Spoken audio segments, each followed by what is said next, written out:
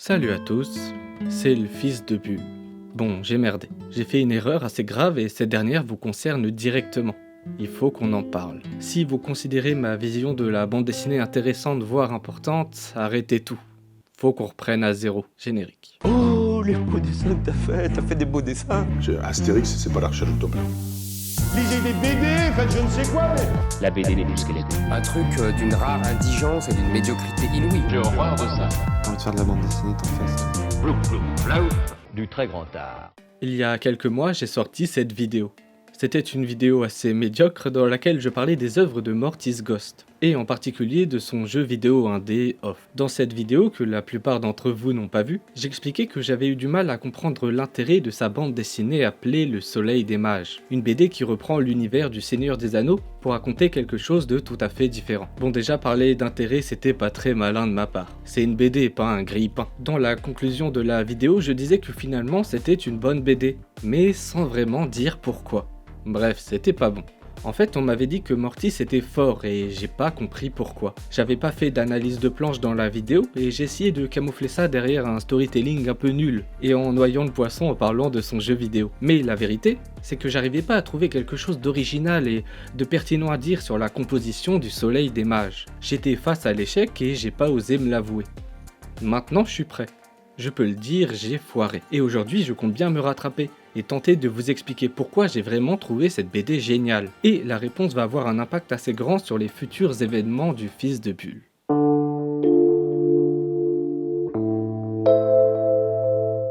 Si j'ai tant galéré à vous faire une vidéo intéressante sur cet auteur, c'est que le génie de Mortis ne se trouve pas dans ce que j'appelle la composition, mais plutôt dans ce qu'on appelle le découpage. Et entre nous, si je peux me targuer de pouvoir de temps en temps être plutôt pertinent au sujet de la composition, avec le découpage, c'est pas la même. Pour rappel, la composition, c'est la manière dont sont agencées les vignettes dans une planche. C'est l'élément dont je parle le plus sur la chaîne. La vidéo la plus éloquente à ce sujet, selon moi, c'est celle-ci, dans laquelle j'analyse la composition de Jim Bishop dans Mon ami Pierrot, en essayant d'expliquer a posteriori pourquoi l'auteur a construit ses planches de telle façon, et non de telle autre. Si je parle beaucoup de composition, c'est parce que c'est l'élément le plus visuel et le plus simple à analyser en bande dessinée. Ça permet de comprendre les planches de BD non comme étant des lieux rassemblant des moments isolés du récit, mais plutôt comme étant des tableaux dont chaque élément fonctionne de concert avec les autres. Le problème, c'est que se concentrer uniquement sur la composition, ça nous fait manquer une facette entière de la bande dessinée. Car si la composition est l'élément le plus visuel et le plus accessible, c'est pas pour autant l'élément le plus important. L'opération maîtresse de la bande dessinée, c'est pas la façon dont on met en page les vignettes, c'est la façon dont on rythme le récit. Et ça vient du découpage. On n'est pas obligé de faire des jeux formels au sein d'une planche pour produire une excellente bande dessinée. On peut très bien produire des planches à l'apparence toute simple, qui ne semblent pas refléter grand chose, et être un petit génie. Mais c'est quoi exactement ce fameux découpage ? Eh bien c'est tout simplement le fait de répartir l'action dans les vignettes. C'est le fait de découper son scénario dans les différentes cases. Prenons un exemple. Imaginons que mon scénario soit celui-ci. Prodon appelle Samuel qui travaille dans le jardin pour lui proposer de partir à l'aventure. Samuel hésite, mais finalement Prodon arrive à le convaincre et ils se mettent en route. Voilà. Maintenant, comment je fais pour transformer ce scénario en bande dessinée ? Je pourrais très bien dessiner une case où on voit Prodon dire à Samuel « Et Samuel, on part à l'aventure ?» Puis ce dernier sur la même case qui répond « Je sais pas, on va où ?» Seconde case « Peu importe, tant qu'on s'amuse, d'accord. » Et ensuite dessiner les deux en train de marcher sur le chemin.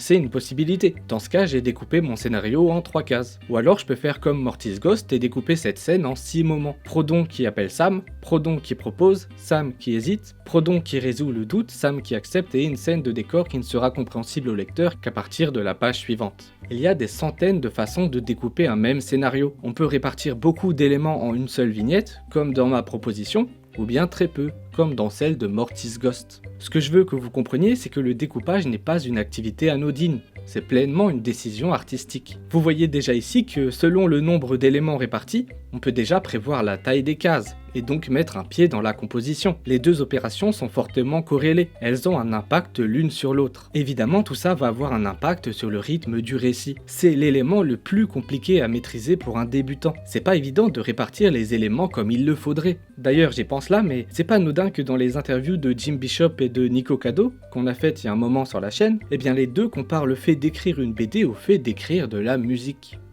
Puis la musique c'est un rythme, je pense qu'une BD c'est musical quelque part.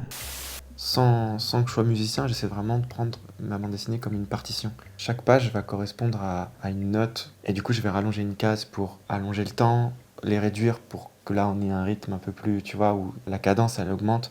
Et du coup, ouais, j'ai vraiment une espèce de rythme dans ma tête comme ça.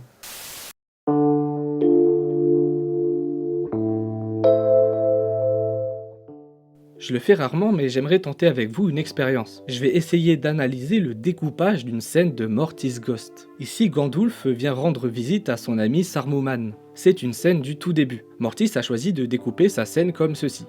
4 cases. Cette case, elle contient très peu d'action, mais beaucoup d'éléments. Gudalf constate que chez son pote Saruman, c'est le bordel. Tout est laissé à l'abandon, il y a des trucs qui traînent partout, un volet cassé, une plante morte, des restes de pizza. C'est assez angoissant. La case raconte l'histoire du lieu et l'inquiétude de Gudalf. Et en plus, elle introduit le personnage de l'oiseau, à qui il arrivera un peu plus tard, disons, des bricoles. Mais vous verrez. Ça n'a l'air de rien, mais c'est une case chargée de sens. Il y a beaucoup d'éléments narratifs qui ont été introduits dans cette case. Principalement que Saruman n'a pas l'air d'être au meilleur de sa forme, et que Gudalf s'en inquiète. C'est donc une case importante au niveau du découpage, au niveau du nombre d'informations contenues dans cette seule case. Et pourtant, si on parle du point de vue de la composition, c'est une case sur laquelle je me serais pas forcément arrêté. Elle a pas énormément de sens du point de vue de la mise en page, c'est pas une case qui attire l'œil. Du point de vue du fils de Bulle pressé et arrogant, c'est pas une scène qui mérite qu'on s'y attarde. Mais comme souvent, le fils de Bulle a tort, et il se fait corriger par lui-même. À côté de cette grande case, Mortis nous offre une succession de 3 petites cases. Il faut voir le côté gauche et le côté droit comme des paquets.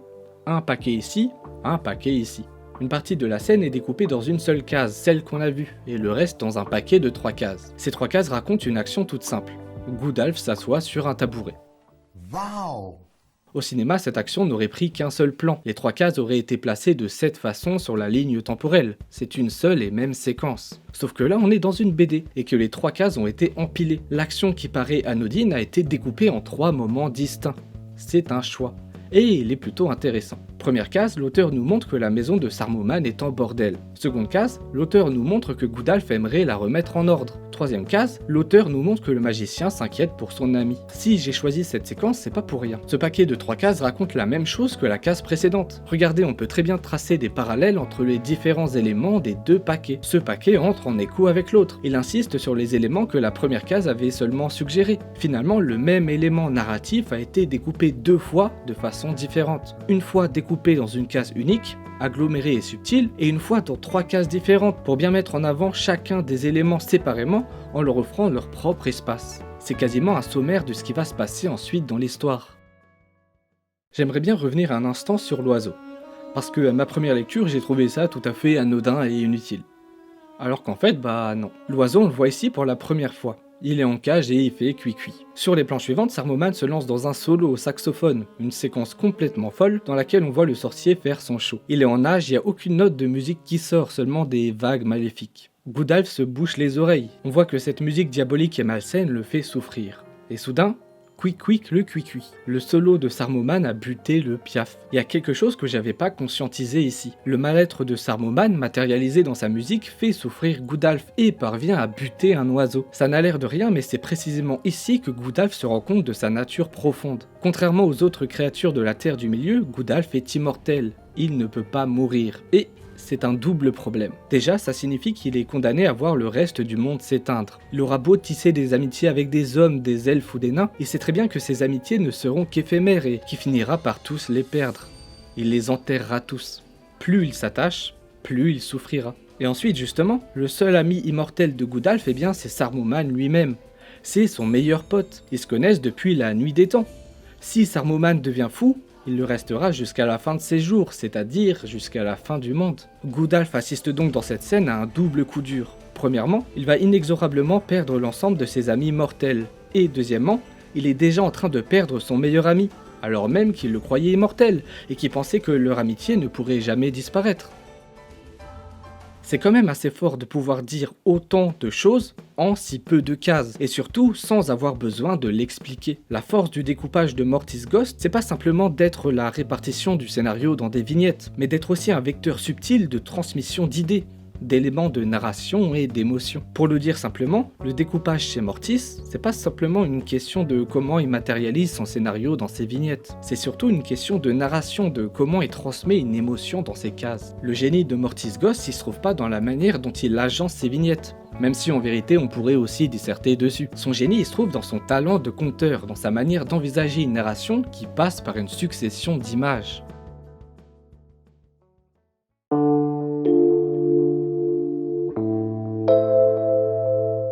Cette BD, Le Soleil des Mages, elle m'a été conseillée par Xavier Bouissou. Il m'avait dit, je le cite, que l'introduction du Soleil des Mages était une leçon de bande dessinée, parce qu'elle mettait en place tous les éléments narratifs importants du récit. Et j'ai mis du temps à le comprendre, parce que quand j'ai lu pour la première fois Le Soleil des Mages, et surtout quand j'ai lu cette introduction, moi j'ai rien vu. J'étais trop focalisé sur la composition, sur la mise en page. Je m'attendais à quelque chose de visuellement impressionnant. Et j'ai été déçu. Mais en fait, je réalise juste que c'est ma faute. J'ai en quelque sorte mal lu la bande dessinée.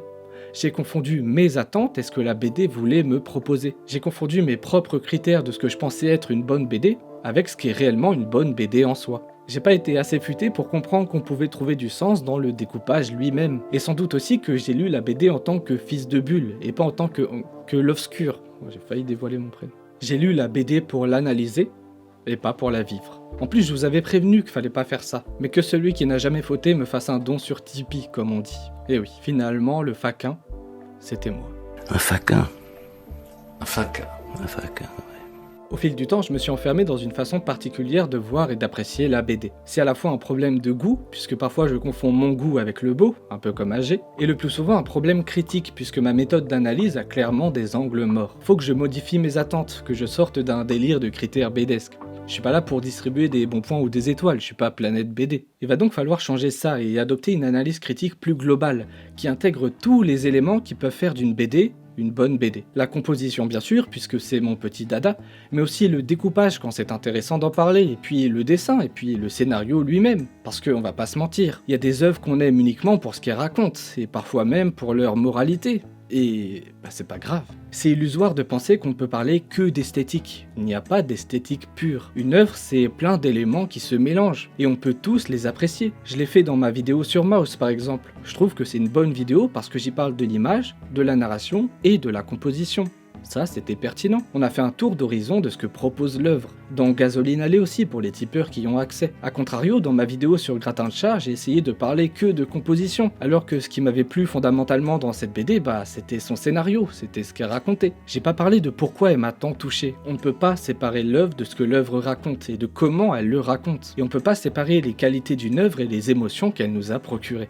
Bref, je me suis fourvoyé. Et cette BD, Le Soleil des Mages, sur laquelle j'avais fait une mauvaise vidéo dans laquelle j'avais rien dit de pertinent, autour de laquelle j'ai brodé en me croyant malin, c'est une BD à laquelle je porte aujourd'hui beaucoup d'affection. Non seulement parce qu'elle a fini par me toucher, une fois que je l'ai lue pour ce qu'elle était, mais aussi parce qu'elle est maintenant gravée dans mon parcours de lecteur comme étant un point de bascule. C'est une œuvre qui m'a beaucoup appris, et c'était cette expérience que je voulais partager avec vous. J'espère que cette vidéo vous aura plu, et qu'elle va continuer à vous plaire, parce qu'elle n'est pas terminée.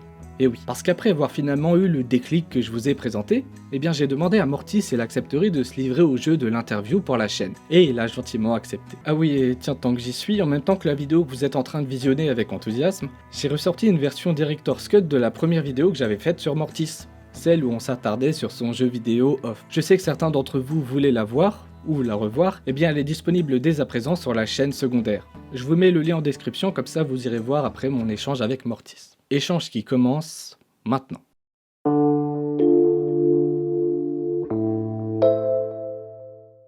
Bonjour Mortis, merci d'avoir accepté mon invitation. Salut, avec plaisir.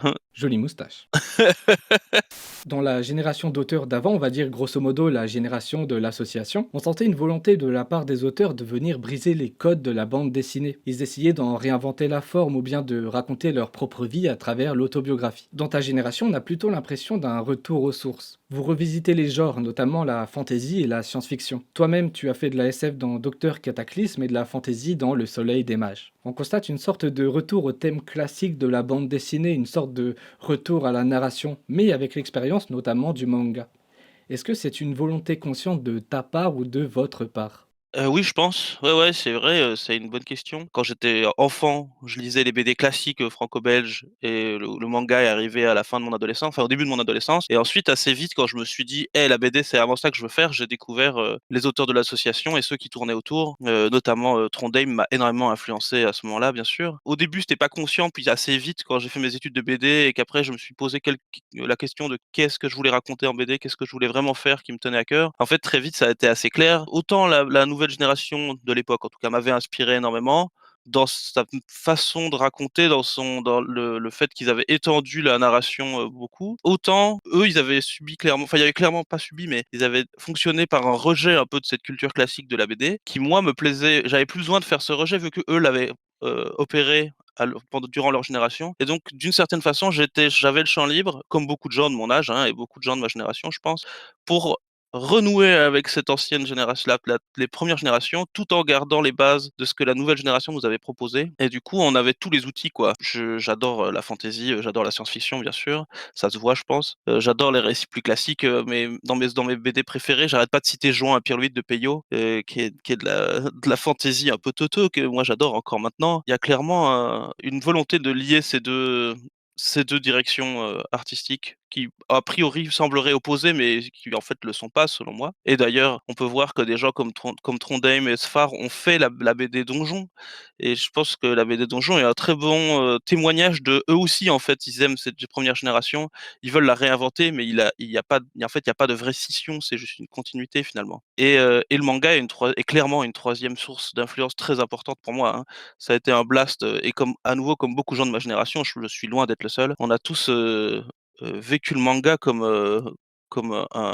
une explosion, la façon dont eux, traitent la narration et l'utilisation des cases et le découpage et tout ça, le type d'histoire qu'ils racontent, c'était si, impressionnant et intense au moment où nous on était encore, dans nos BD, que je pense que c'était impossible de revenir en arrière. Du coup, c'est 3 influences qui conjointement créent, je pense, ce que moi j'essaye d'exprimer maintenant.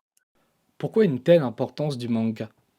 Le simple fait que ça soit une façon différente de raconter des histoires, mais en utilisant les mêmes codes de base, c'est-à-dire les cases, les phylactères, le dessin, la narration par l'image et par la juxtaposition d'images, mais d'une façon finalement très différente. Rien que ça crée par définition une sensation de fraîcheur parce qu'on est habitué à des codes et on retrouve les mêmes codes mais utilisés différemment, quelles que soient les spécificités du manga. Rien que ce fait-là crée déjà un contraste qui fait que c'est intéressant en tant qu'auteur ou autrice, je pense. Et fondamentalement, dans les caractéristiques du manga, je pense que la façon dont ils envisagent le rythme est hyper important. Moi, je trouve qu'à ce niveau-là, en tout cas, voilà, on peut aimer ou pas le manga. Bien sûr, il y a c'est des questions de goût, bien sûr. Mais moi, pour moi, dans ma sensibilité, le rythme dans le manga, il est fascinant, il est trop bon. Il y a un truc où ils fonctionnent beaucoup plus, ils arrivent beaucoup mieux à étirer le temps et à le compresser d'une façon beaucoup plus élastique et qui fait que le rythme, selon moi en tout cas, est souvent plus efficace dans les mangas que dans les BD européennes. Et ça, c'est une inspiration très forte de réussir à se dire, en fait, c'est OK que je passe 40 pages sur une scène si j'en ai besoin. Eh ben vas-y, on le fait. Et c'est OK de faire, si je veux, 4 pages d'affilée avec des pleines pages, avec une image par page.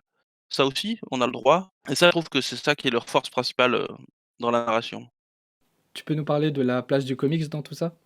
Je pense que c'est malheureusement le type de BD qui, moi, me parle le moins en moyenne, disons. Mais il y a des maîtres, en comics qui m'ont, hyper impressionné et hyper, intéressé. Moi, il y a une école «une école» entre guillemets, je suis hyper fan de Jack Kirby. J'ai découvert ça il y a pas si longtemps, il y a quelques années, je m'y suis vraiment intéressé et j'ai grâce à Charles Spiral qui m'a conseillé ça et ça m'a retourné le cerveau, j'ai adoré, voilà et je trouve qu'en fait, c'est ça et c'est intéressant le rapport aux comics, à part quelques auteurs que je trouve, brillants, bien sûr, parce qu'il y a l'origine, ne définit pas le talent à faire de la bonne BD, mais ça crée par contre des influences évidentes, dans la façon dont on va créer sa narration. Je trouve que au contraire des Japonais, ils ont un rapport au rythme qui est beaucoup plus, concentré, où ils essayent de faire rentrer beaucoup plus d'infos dans peu de cases et moi, de façon logique et de façon, opposée, ça me parle moins. Mais il y a énormément de choses hyper intéressantes dans le manga américain, dans le comics. Quand on regarde de loin tes BD, on a l'impression que la composition est un peu classique. Mais une fois plongé dedans, on peut que constater que tu as un sens du rythme assez impressionnant. Est-ce que tu peux un peu nous parler de la façon dont tu travailles ton découpage? Ah bah, oui, bien sûr, d'ailleurs merci pour le compliment d'abord, ça me fait plaisir. Le découpage, c'est l'étape clé à 100. et c'est la partie sur laquelle je passe le plus de temps et qui me demande le plus d'effort, mental et du coup le rythme, je pense que c'est clairement pour moi ce qui est l'élément clé, pour qu'une BD me plaise et pour que moi je sois content de ce que je produis. Tout est important, hein, la mise en scène, le dialogue, la caractérisation des personnages, le dessin bien sûr, mais le rythme, je pense que pour moi c'est la colonne vertébrale d'une BD. Si on a quelque chose d'intéressant à raconter, mais que la BD est trop bavarde ou au contraire qu'elle est pas assez, entraînante, ça va donner une BD pénible à lire, je trouve. Pour revenir sur ma méthodologie de travail, généralement j'écris ou je parfois même pas, mais j'essaye de me visualiser, que ce soit par écrit ou pas, les éléments clés de chaque scène. Qu'est-ce que je veux raconter? Qu'est-ce qui doit se passer dans chaque scène pour pouvoir passer à la suivante et au final délivrer, le message que j'ai en tête. Enfin, c'est pas forcément un message clair, mais l'intention en tout cas. La première vraie étape de travail, c'est tout de suite le découpage. Si je prends des notes, elles sont très courtes. Par la plupart du temps, j'en prends même pas. Je garde, mon idée en tête avant de l'écrire et je passe directement au découpage. Le gros travail sur le découpage, c'est la rythmique des dialogues. Combien je peux mettre de dialogues par case? À quel moment je dois mettre du silence? Combien de pages? Combien de cases je dois utiliser pour me poser des ambiances? Enfin voilà, c'est tout le temps les questions que je me pose et c'est là-dessus que je fais le plus de corrections aussi après coup, où j'ai mon découpage et je me dis: «Là, ça marche pas, ça va trop vite. Là, on passe trop de temps dans des ambiances, il faut que je rajoute un dialogue à un moment». Parfois, je fais même sauter des dialogues que j'aime bien parce que je trouve qu'ils sont trop ça rajoute trop de lourdeur ou au contraire, c'est pas utile. Tu fais beaucoup relire tes BD? Je fais énormément relire, ouais, ouais, bien sûr. Il y a énormément d'échanges avec les gens autour de moi. Je fais lire mes découpages, bien sûr à mon éditeur, mais ça, je lui fais qu'à moitié confiance car c'est un éditeur. Bien que j'ai des relations OK avec eux en général, mais surtout avec mes amis, et mes amis auteurs et autrices, qui m'entourent, il y a beaucoup de relectures, ouais. Tu laisses beaucoup de place aux scènes de vie un peu lentes, un peu détachées de la trame principale. D'où vient ce parti pris? C'est pas clair d'où ça vient exactement, c'est quelque chose que j'ai toujours beaucoup aimé dans les récits, que ce soit, dans les BD, mais dans les films et dans les livres aussi. Je pense que c'est juste un choix, stylistique qui m'a simplement parlé, dès que je l'ai croisé et que j'ai décidé d'adopter. Moi, une influence que je cite systématiquement, c'est Fumiko Takano, qui est une autrice de BD, japonaise qui est pas très connue. Ils ont sorti un livre d'elle là, au Lézard Noir, il y a peu de temps, qui s'appelle Miss Rookie, que j'adore et il y a eu une autre BD d'elle qui a été éditée, par Casterman, je pense et ça fait déjà, à mon avis, au moins 10 voire 15 ans que c'est sorti, donc c'est plus trouvable, qui s'appelle Le Livre Jaune. C'est un manga que j'adore et qui parle exclusivement de quotidien et de petits gestes et de ressentis, très doux liés à la vie de tous les jours. Je suis fasciné par tout ce qui est fantastique, récit épique, science-fiction, Le Seigneur des Anneaux, Isaac Asimov. Tous ces trucs me parlent de façon, considérable, mais le côté quotidien aussi et du coup, je pense que pour moi, c'était, juste une évidence de marier les 2. C'est les 2 choses que j'aime et je les ai juste mis ensemble, hop.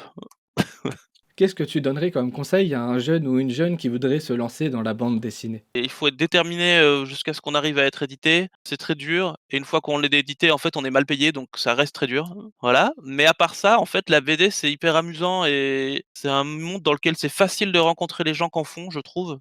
Une fois que tu as un peu envie et que si tu es un tout petit peu sympa, c'est pas très dur de créer des liens. Même les éditeurs, en fait, une fois que si tu vas à Angoulême, c'est pas très dur de discuter avec eux, ça c'est chouette. Il y a pas de vraie grosse barrière à l'entrée, à part celle de connaître un peu les gens et c'est pas si dur de les rencontrer.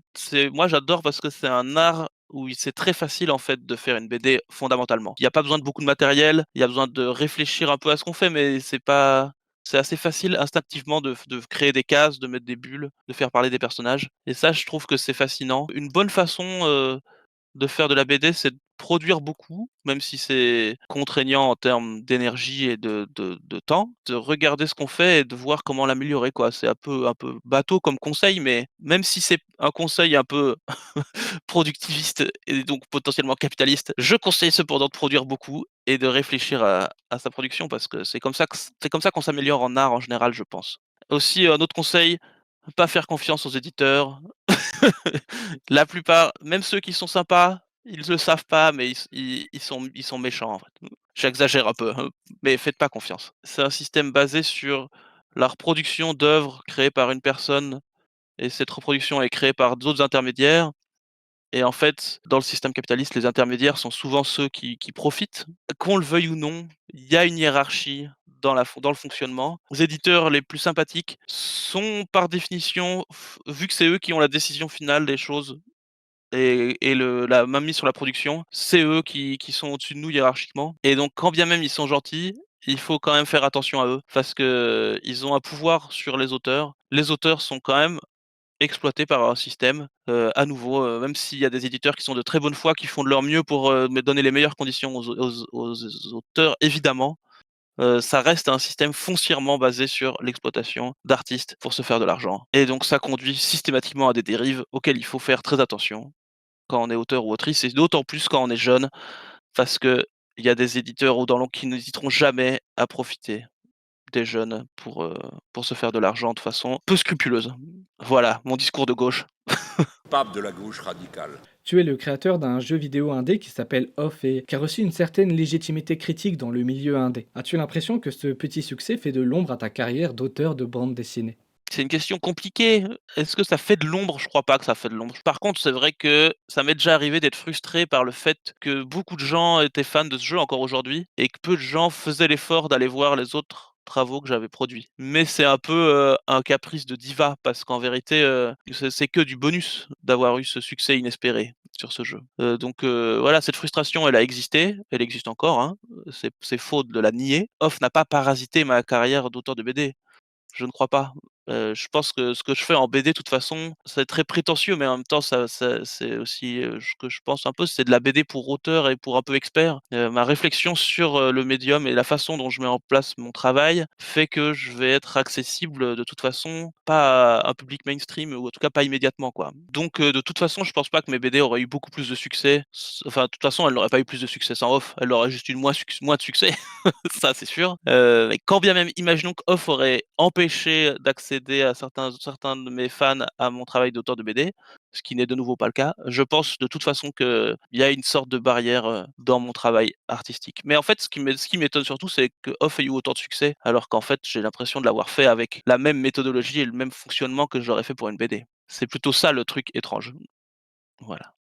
J'avais fait une vidéo sur toi il y a quelques mois maintenant. Qu'en avais-tu pensé honnêtement? Bah, moi, j'étais touché par cette vidéo. Ta vidéo parlait pas mal de Off. Et j'avoue que j'ai eu ce petit soupir habituel de: «Ah bon, bah, c'est encore Off qui prend toute la place». Mais c'était pas grave, j'y suis habitué à ce truc-là aussi. Et il y a eu, mais en fait, il y a eu quelques parallèles que j'ai pas très bien compris pour être si tu me demandes d'être 100 honnête, notamment celui avec Nullbuck. Je pense que j'ai l'intention, mais je l'ai pas très bien j'ai pas très bien saisi le lien. Mais c'était intéressant et à la fin, ta vidéo, elle est quand même positive sur mon travail et dans tous les cas, j'étais content, hein, ça c'était flatteur. Tu veux nous parler un peu de la sortie de ton prochain projet? Oui, on peut faire ça rapidement. C'est un jeu, que je prépare, mais qui est encore, au tout début de son élaboration, donc ça va encore prendre, beaucoup de temps avant qu'il arrive, dans une version, jouable, que ce soit en démo ou en version finale. C'est un jeu de science-fiction, dont j'ai fait le scénario et je réalise les décors en 3D. On est 2 à la base et puis maintenant on est une petite équipe, avec des programmeurs et une programmeuse, un compositeur et quelqu'un qui nous aide sur le travail graphique. L'autre, auteur avec qui j'étais en binôme à l'origine, c'est Luca Oliveri, qui est aussi un auteur de BD et qui s'occupe du chara-design et de tout ce qui est, combat, parce que ça va être un JRPG qui est donc notre style de prédilection à tous les 2. On est tous les 2 des gros fans de Final Fantasy VIII d'ailleurs. Le nom de code pour le moment, c'est Help. Je mets beaucoup d'énergie là-dedans pour le moment. J'espère que ça va déboucher, on va voir. C'est un projet qui me tient beaucoup à cœur et dont je suis très fier déjà à l'état actuel. Mais voilà. Mortis, on approche de la fin. Est-ce que tu aurais un dernier mot? Lisez de bonnes BD, mais est-ce que ça veut dire un truc? Tu en parles dans ta dernière vidéo? Je sais pas du tout, je suis un peu perdu, je t'avoue. Je sais plus trop ce que ça veut dire. T'en penses quoi, toi? Oh bah, une BD faite avec des intentions, des bonnes intentions de la part de son auteur, quoi. En fait, c'est les intentions, moi, qui m'intéressent souvent. Un auteur ou une autrice, souvent, en majeure partie, j'espère que leurs intentions sont bonnes. Je pars avec cette idée-là. Il y a forcément des gens dont l'intention, c'est de se faire de l'argent, mais dans ce cas-là, la bande dessinée, c'est pas vraiment le bon médium pour ça, quoi qu'il arrive. Et après, il y a les considérations commerciales liées, au fait que c'est un objet dont le but est de se vendre et donc souvent les intentions des éditeurs, bah, ça peut venir de l'auteur ou de l'autrice évidemment, mais voilà, je dirais que la l'intention liée à l'objet, mais comme pour toutes les formes d'art en ce qui me concerne, c'est ça qui va, selon moi, définir si un objet est plus ou moins intéressant et à quel point ces intentions ont de l'impact sur l'objet, quoi. Je dirais que c'est ça qui fait pour moi une bonne ou une mauvaise BD, mais c'est dur à définir sans la lire ou sans y jouer, sans le regarder. En fonction du média. J'espère que l'épisode te plaira en tout cas. Encore merci d'avoir accepté mon invitation Avec grand plaisir. et je te souhaite de belles choses pour la suite. Ça va, super. Bah, dans tous les cas, je garde un œil ouvert sur la chaîne, donc Merci beaucoup. passez une bonne après-midi. Merci pour votre écoute, on se revoit très vite, et surtout, n'oubliez pas, lisez de bonnes BD.